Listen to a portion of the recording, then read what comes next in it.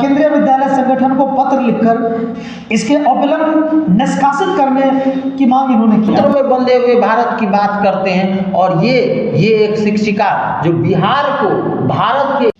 साथियों नमस्कार, AR news network में आपका स्वागत है। मैं आपका दोस्त राजू शर्मा। आइए आज हम लोग बात करते हैं एक बहुत ही चर्चित मुद्दे पर। आजकल हम लोग देख रहे हैं कि एक शिक्षिका है दीपाली शाह, जो अपने वीडियो में बिहार को कोसते नजर आ रही है, यानी कि हम कह सकते हैं बिहार को गाली देते नजर आ रही है। तो इस विषय पर बातचीत करने के लिए स्टूडियो में हमारे साथ मौजूद हैं AR न्यूज़ नेटवर्क के वरिष्ठ संवाददाता अतुल जी। अतुल जी नमस्कार। जी सर नमस्कार, आपका स्वागत है इस शो में।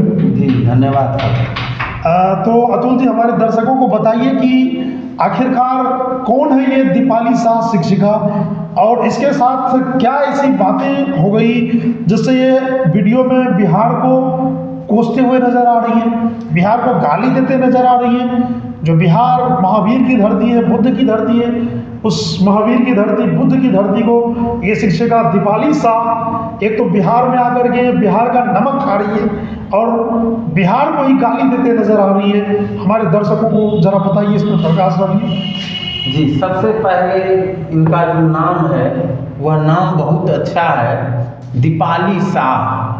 और मैं दीपाली शब्द का यदि मैं अर्थ बताऊं तो दीपाली का अर्थ होता है प्रकाश, प्रकाश बिखेरने वाला, या फिर हम कह सकते हैं प्रकाश का संग्रह। यानी अगर इनके नाम के अर्थ और इनके यदि कर्म क्षेत्र को देखा जाए तो लगभग ये दोनों बराबर हैं।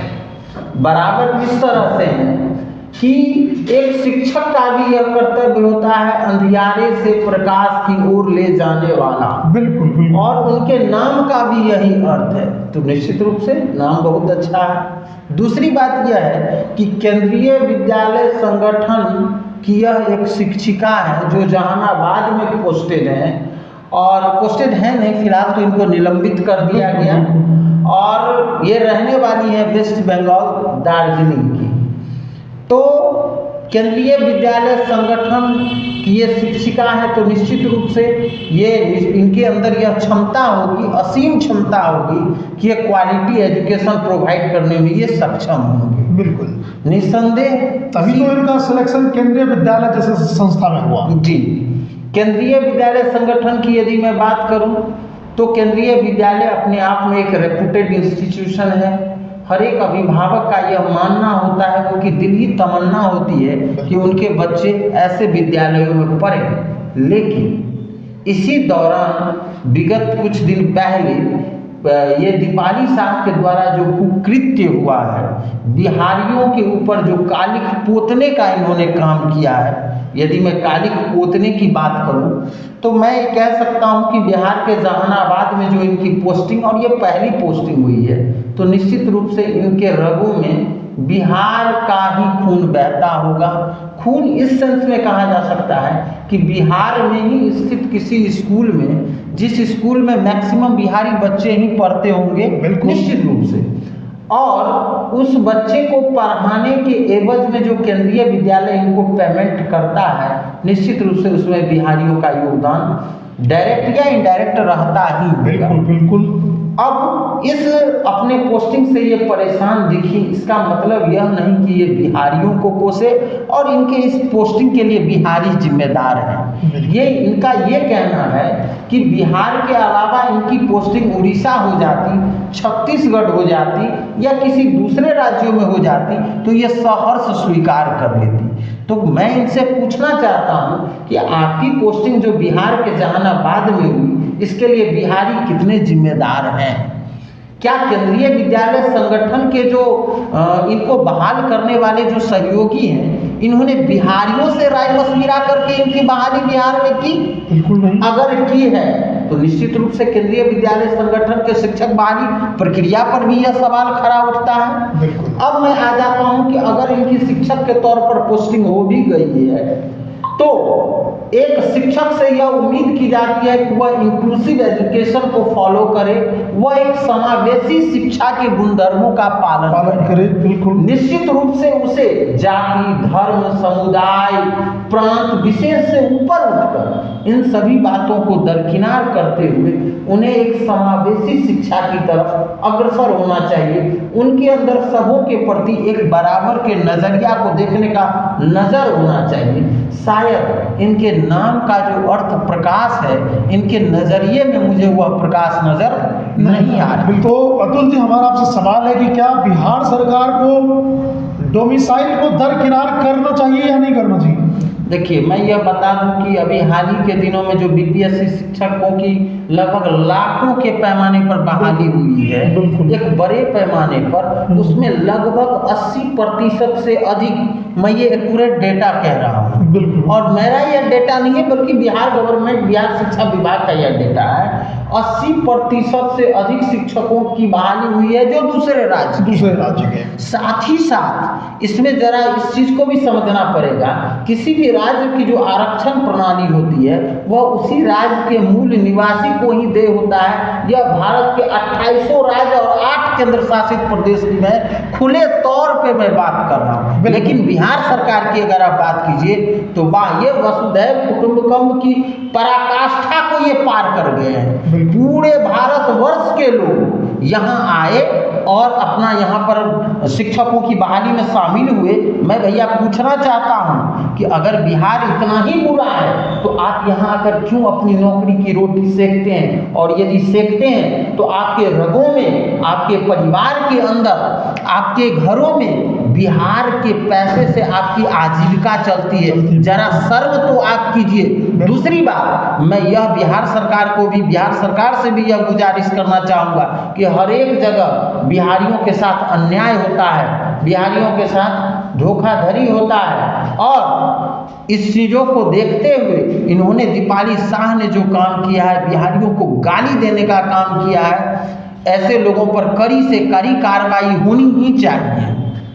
अतुल जी, आपसे मेरा इस पर एक सवाल ये भी है कि अभी समस्तीपुर की सांसद महोदया शांभवी चौधरी जी ने केंद्रीय विद्यालय संगठन को पत्र लिखकर इसके अविलंब निष्कासित करने की मांग इन्होंने की। इस पर आपका क्या कहना है? निश्चित रूप से हमारे जो सांसद महोदया हैं, उनका यह जो प्रयास है, उनका जो यह अपने लेटर के माध्यम से जो इन्होंने विद्यालय संगठन को दबाव बनाया है विद्यालय संगठन के ऊपर, ये सराहनीय कदम है। और मैं यह चाहूँगा ये पूरे बिहार के जितने भी संसदीय क्षेत्र के सांसद महोदय हैं, चूँकि यह आपका अपमान है, यह आप उनके जनप्रतिनिधि हैं बिहार के, आपका भी यह अपमान है, यह बिहारियों का अपमान है। ऐसे लोगों पर कठोरतम कार्रवाई के लिए प्रावधान होना चाहिए। और इतना ही नहीं सर, मैं यह भी कहना चाहूँगा कि इनका एक कथन है जिसमें इन्होंने बताया है कि भारत हमारा एक विकसित राष्ट्र होता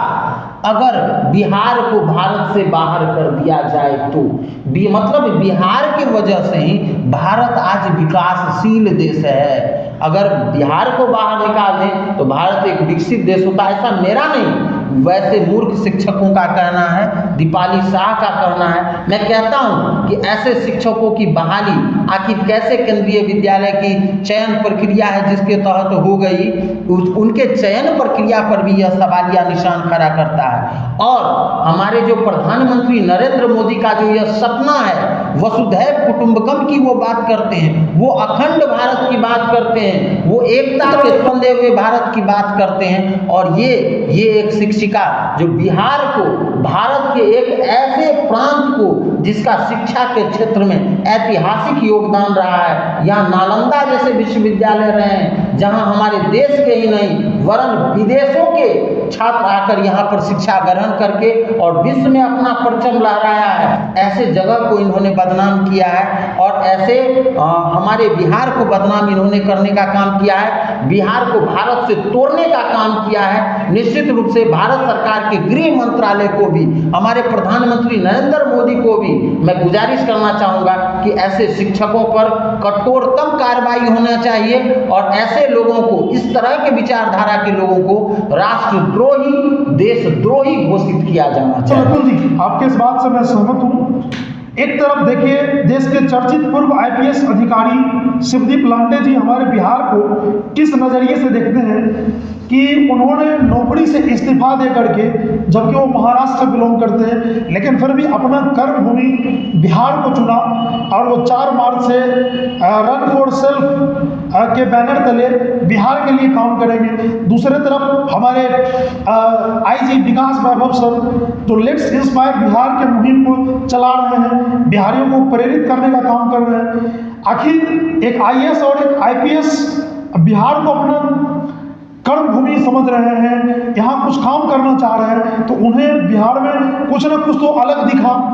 वहीं दूसरी तरफ एक शिक्षिका है जो बिहार को कोसते हुई नजर आ रही है। जी, मैं मानता हूं अतुल जी कि भारत के हर राज्य की अपनी समस्याएं हैं, कोई भी पूर्ण या अपूर्ण नहीं है, लेकिन आपको जाति, संस्कृति या किसी अन्य पृष्ठभूमि के बावजूद शिक्षण उद्देश्य के लिए भर्ती किया गया है। दीपाली शाह को शिक्षण उद्देश्य के लिए भर्ती किया गया था। आपको अपना ज्ञान देने पर ध्यान केंद्रित करना चाहिए था, लेकिन मैडम आपने तो रील बनाकर ऐसा हंगामा खड़ा कर किया कि पहला वेतन भी नहीं आया और नौकरी से आपको हाथ धोना पड़ा। जी बिल्कुल, निश्चित रूप से बड़े बड़े आईएएस आईपीएस अगर मैं बात करूं तो पूरे भारतवर्ष के अंदर यदि सबसे ज़्यादा आईएएस प्रोवाइडर स्टेट की बात की जाए तो वो हमारा बिहार और यूपी है। और ऐसे ऐसे आईएएस, ऐसे ऐसे आईपीएस जो महाराष्ट्र से बिलोंग कर रहे हैं, किसी दूसरे राज्यों से बिलोंग कर रहे हैं, लेकिन अब वो काम करना चाहते हैं, अपने प्रयास को आगे बढ़ाना चाहते हैं। वो कहाँ से बढ़ाना चाहते हैं? बिहार से बढ़ाना चाहते हैं। सर मैं पुनः आपको याद दिला दूं कि हमारे देश को आज़ाद कराने में महात्मा गांधी जी ने जो अपना सत्याग्रह शुरू किया था, उसका भी केंद्र बिंदु बिहार को, और इनको यह कोसने का हक आखिर किसने दिया? और इतना ही खराब बिहार था और आप इतने ही प्रतिभावान थे तो आखिर आए ही क्यों बिहार?